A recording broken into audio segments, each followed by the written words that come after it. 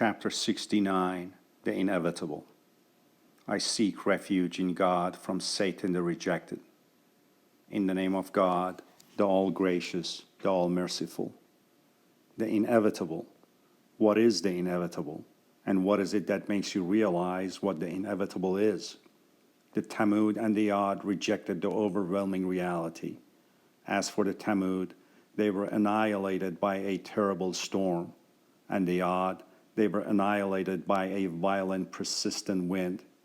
He made it overwhelm them 7 nights and 8 days continuously. Then you could see the people being tossed around as though they were decayed palm tree trunks.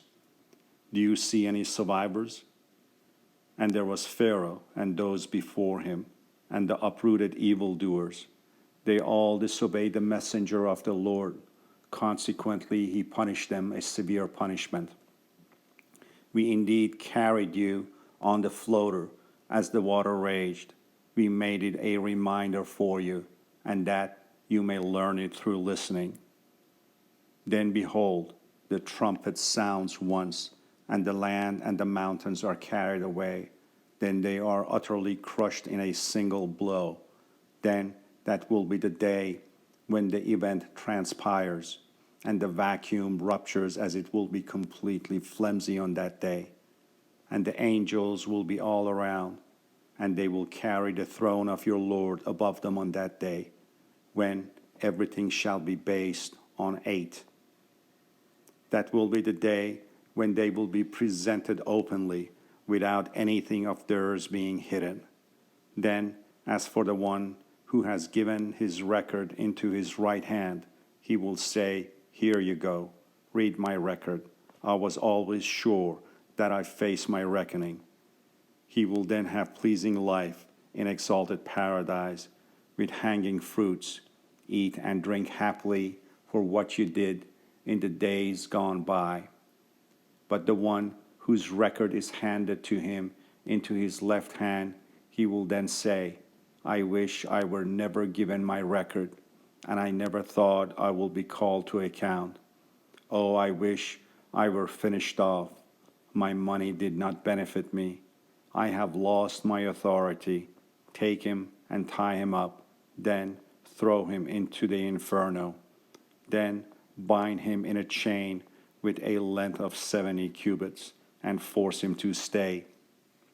He indeed never had faith in God, the great, and he never advocated feeding the poor. Consequently, he has no friends here today. And there is no food except pus. None eats it except the wrongdoers. I therefore swear by what you see and what you do not see, that this is most assuredly the utterance of an honorable messenger. It is not the utterance of a poet. Rarely do you believe, nor is it the utterance of a priest. Rarely do you take heed. A revelation from the Lord of the multiverse.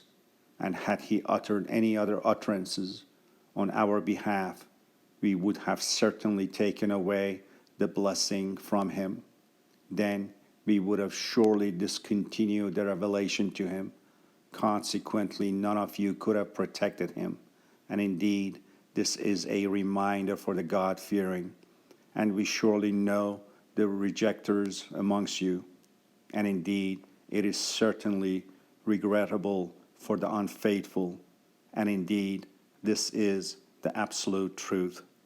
Therefore, glorify the name of your Lord, the great.